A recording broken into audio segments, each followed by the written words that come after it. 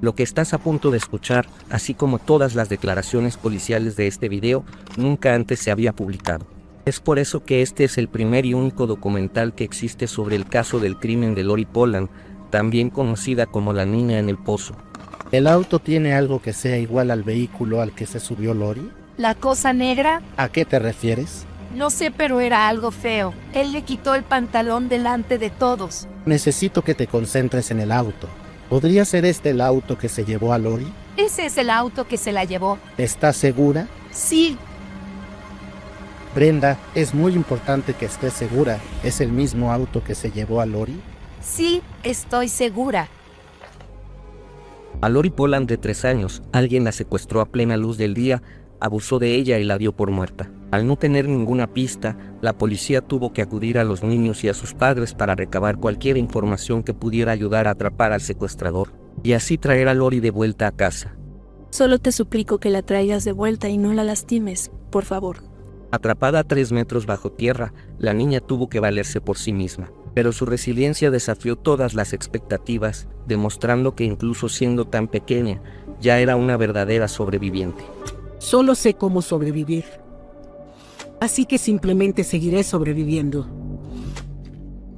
El pequeño pueblo de Sheridan, en Colorado, es una comunidad muy unida donde todos se conocen. La niña estaba jugando en el patio delantero de su casa con su hermano de 5 años. Era un día soleado alrededor del mediodía y mucha gente estaba afuera disfrutando del clima. Su padre se había tomado el día para pintar la casa y como hacía mucho calor los niños le pidieron una paleta helada. Había muchos vecinos a la vista y Lori estaba con su hermano. Entonces Richard los dejó solos por un minuto para ir a buscar las paletas. Podía verlos a través de la ventana, pero les tuvo que dar la espalda para abrir la heladera. Unos segundos después, mi papá volvió a salir de la casa.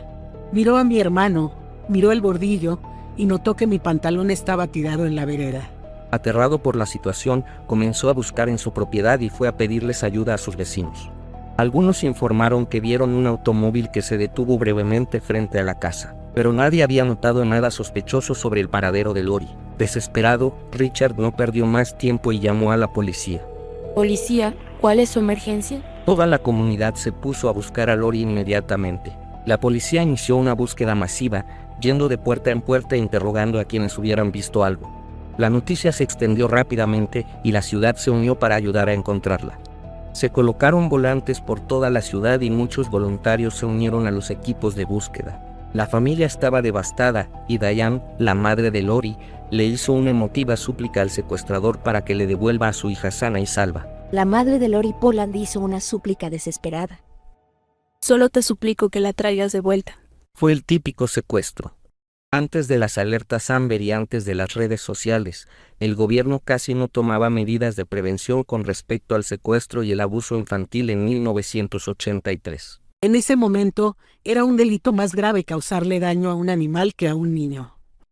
Por eso, la sentencia era mayor si lastimabas o matabas a un animal que a un niño pequeño. Así es como sucedió todo desde la perspectiva de Lori. El secuestrador estacionó frente a la casa y abrió la puerta del acompañante. El hombre le ofreció unos caramelos y ella, al ser tan pequeña, aceptó rápidamente el regalo. Me preguntó si me gustaban los dulces y por supuesto le dije que sí, como lo hubiera hecho cualquier otro niño. La obligó a quitarse los pantalones, la subió al auto y se fue rápidamente. El secuestrador era muy consciente del peligro en el que se había puesto al cometer un crimen tan descarado en una zona tan poblada. Lo hizo en pleno verano y al mediodía, así que fue una decisión muy audaz de su parte. Sabía que tenía que poner la mayor distancia posible entre él y el pueblo para poder evadir a la policía. Por eso condujo imprudentemente, bajando a toda velocidad por caminos de montaña y atravesando el campo.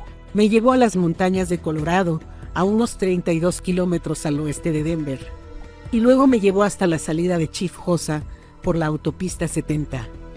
Finalmente, llegó a una vieja casa abandonada ubicada en lo profundo del bosque. Ella no lo sabía, pero esta iba a ser su prisión por los próximos días, pero no antes de que el secuestrador abusara de ella. En ese momento, él procedió a abusar severamente de mí y a hacerme muchas cosas espantosas. Por respeto a Lori, quien en ese momento era una niña pequeña, no hablaremos más sobre el abuso ya que es un relato muy gráfico. Cuando terminó, el secuestrador la levantó y en un gesto cruel y despiadado, la dejó caer por una letrina de 3 metros de profundidad directamente en el pozo de la cloaca.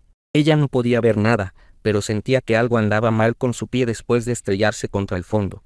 Lori quedó atrapada en la oscuridad rodeada de excrementos y agua helada mezclada con químicos. El sonido de la puerta cerrándose hizo eco en su mente y empezó a llorar de miedo y dolor.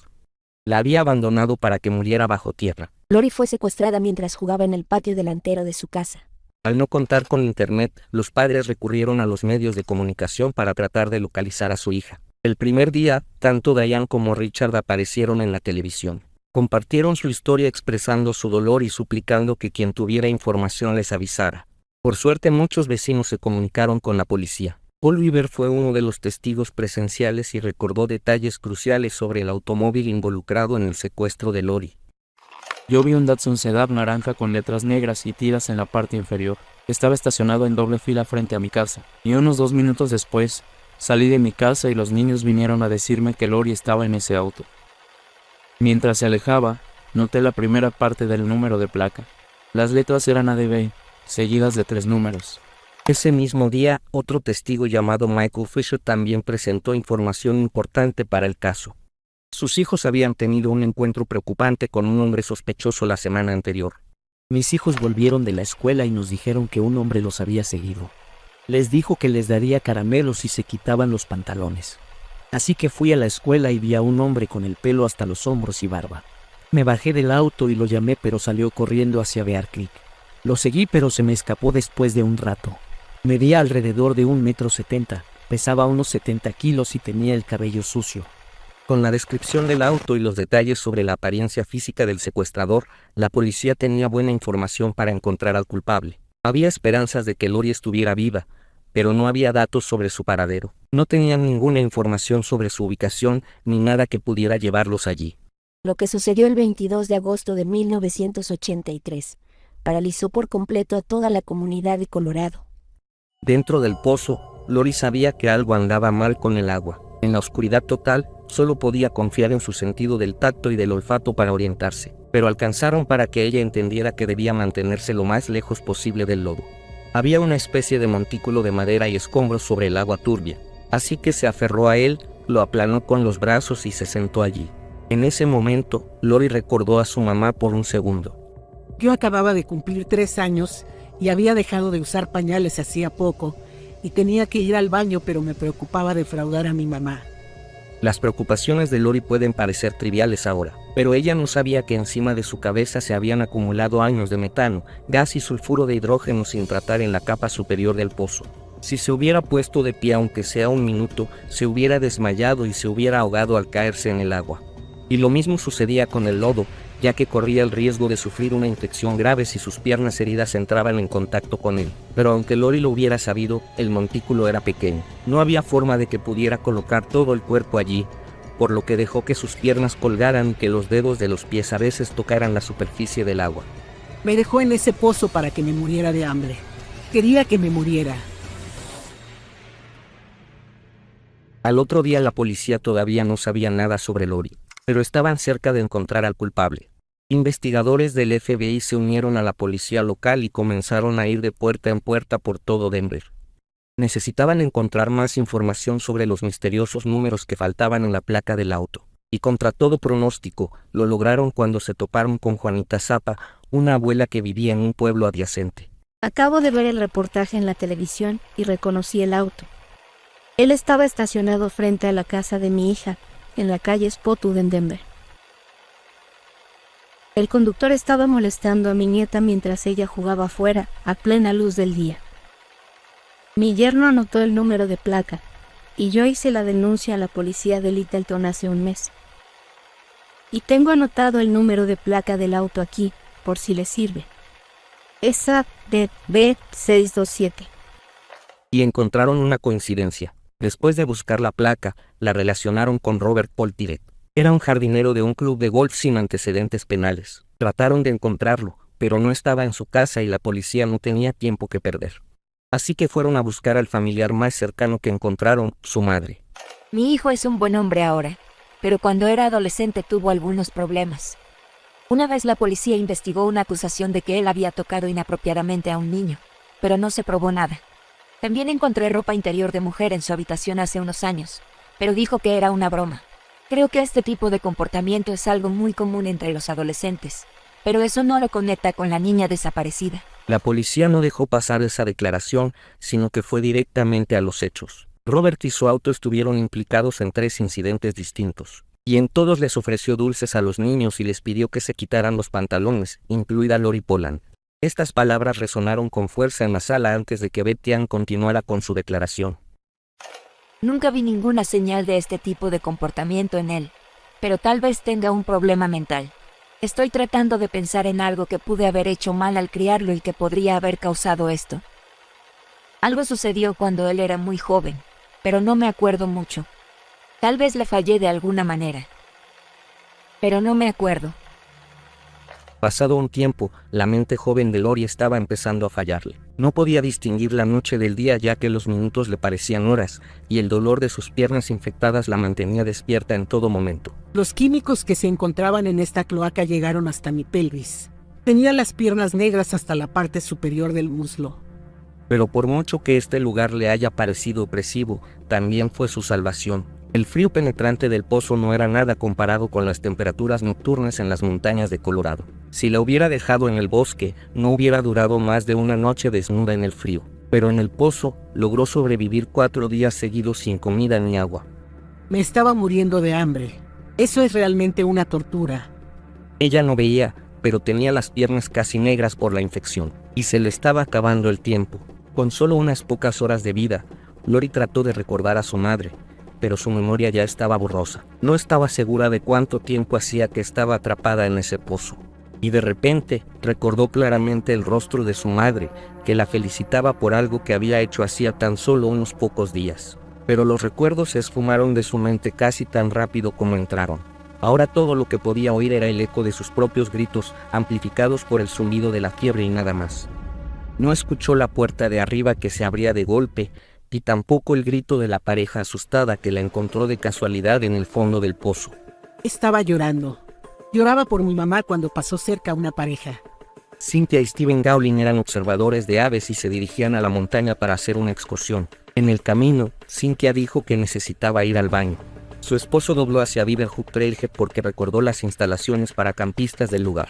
Mientras caminaba, Cynthia escuchó un sonido inesperado. Es difícil imaginar el horror que debió haber sentido cuando escuchó los gritos desesperados de una niña desde el fondo del pozo. Cuando Cynthia miró por el agujero, solo podía ver el reflejo de una luz tenue y los ojos llorosos de la niña. Ella estaba tirada en el fondo del pozo de la cloaca. Finalmente miraron hacia abajo y me preguntaron qué estaba haciendo ahí. Y les dije que yo vivía allí, porque para mí esa era mi nueva normalidad. Realmente creía que vivía en el pozo del inodoro.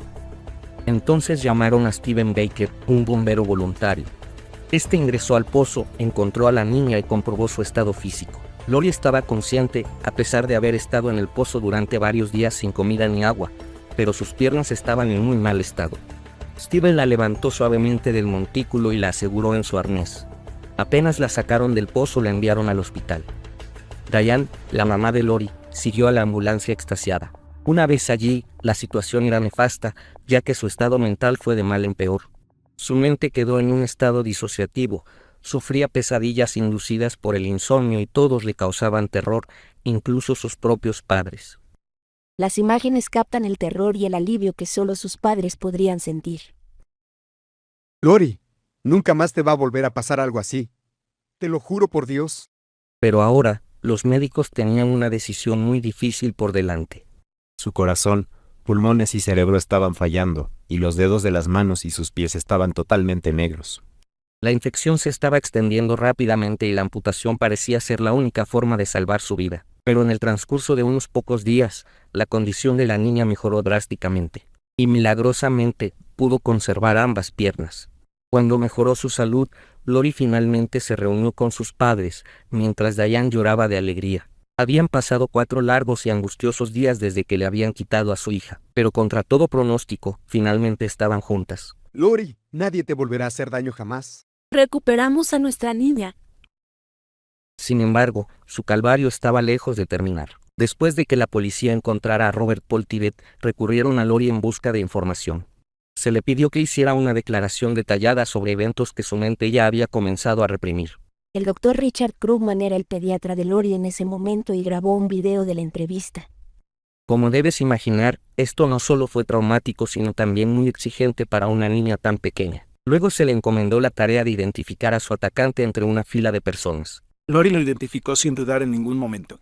Lo demostró con su lenguaje corporal al retroceder con miedo, y dijo, «Mami, es él». Estaba asustada. Al acercarse el juicio, la esposa de Roberts le proporcionó una coartada falsificada. Esto llevó a la fiscalía a creer que Robert podría quedar libre si mantenía su defensa de no culpabilidad. Esto obligó al juez a tomar una decisión controvertida. Le ofreció a Robert un acuerdo de culpabilidad menor. Entonces fue condenado a 10 años de prisión. En lugar de los cargos de secuestro, intento de asesinato y abuso sexual, solo le dejaron el cargo de abuso sexual. Esto redujo su sentencia de 48 años a solo 10 años. Recibió una condena de 10 años y quedó en libertad a los 6 por buena conducta. El público se indignó por la sentencia reducida, ya que el impacto de estos hechos en la vida de Lori sería duradero y profundo.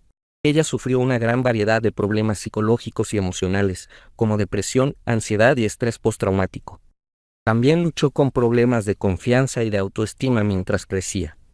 Pero con mucho apoyo y atención terapéutica, logró sobrellevar el trauma y sanar las heridas del abuso a largo plazo. Y ahora que es adulta, Lori lo ve desde una perspectiva completamente diferente. ¿Se hizo justicia? Para mí lo importante no es la justicia, sino poder tener un impacto. Todos los días me despierto y trato de tener un impacto en el mundo y de ser una buena persona. Y evitar que las personas dañen a otras cuando crezcan. La justicia no ayuda a disminuir el estrés postraumático. La justicia no detiene las pesadillas. La justicia en realidad no ayuda a la víctima. Entonces creo que en el caso de Lori y su historia, su deseo de comprender a su atacante la ayuda a aliviar un poco de su dolor. De esta forma, ella puede desarrollar un contexto que no tenía a los 3 años de edad y que jamás podría haber tenido. Para ella, entender se vuelve crucial para lograr liberarse del sufrimiento silencioso que nadie más podrá ver ni comprender. La justicia es para los testigos, más que para la víctima. Hasta el día de hoy continúan viéndose los efectos de lo sucedido. Pero Lori Polan, ahora madre de 3 hijos, nunca le temió a los desafíos. Lucha no solo por ella, sino por todos los niños que han sido abusados. Hoy, ella tiene su propio consultorio de terapia y trabaja junto al pediatra Richard Krugman, quien la ayudó a superar su propio trauma hace décadas. En su trabajo como cofundadora de la asociación End Child Abuse and Neglect, o ENDCAN, Lori logró comprender muchas cosas, como que el abuso suele ser parte de un ciclo de violencia, ya que la mayoría de los delincuentes sexuales tienen antecedentes de haber sido abusados en su propia infancia. El pasado de Robert lo demuestra, ya que fue abusado de niño desde los 3 años, la misma edad que tenía Lori cuando la secuestró. Yo estuve sentada en una habitación con 250 agresores sexuales que compartieron, por primera vez en sus vidas, su propia experiencia de haber sido abusados. Y pudimos analizar cómo eso creó una ira muy fuerte dentro de ellos, que eventualmente los llevó a dañar a los demás. No lo analizo con la intención de justificarlo, sino para poder comprenderlo. En lugar de buscar el castigo y la justicia, la misión de Lori es promover la sanación y la comprensión, reconociendo que todas las personas involucradas en el abuso necesitan apoyo y atención para seguir adelante. Su historia es un faro de esperanza que inspira a otros a convertir el sufrimiento en fortaleza y a usar sus experiencias para tener un impacto positivo en el mundo. Ella quiere que todas las víctimas de abuso y negligencia sepan que sus voces siempre serán más fuertes que el silencio. Nunca conocí a ningún ser humano, no importa cuán atroz haya sido su crimen, cuya principal necesidad no sea importarle a alguien. Depende de nosotros hacer lo correcto. Si en vez de enfadarnos, tuviéramos la intención real de comprender, no de justificar, sino de comprender que esas personas también importan. Imagina los cambios que podríamos generar si nos aseguráramos de que cada ser humano sintiera que es importante.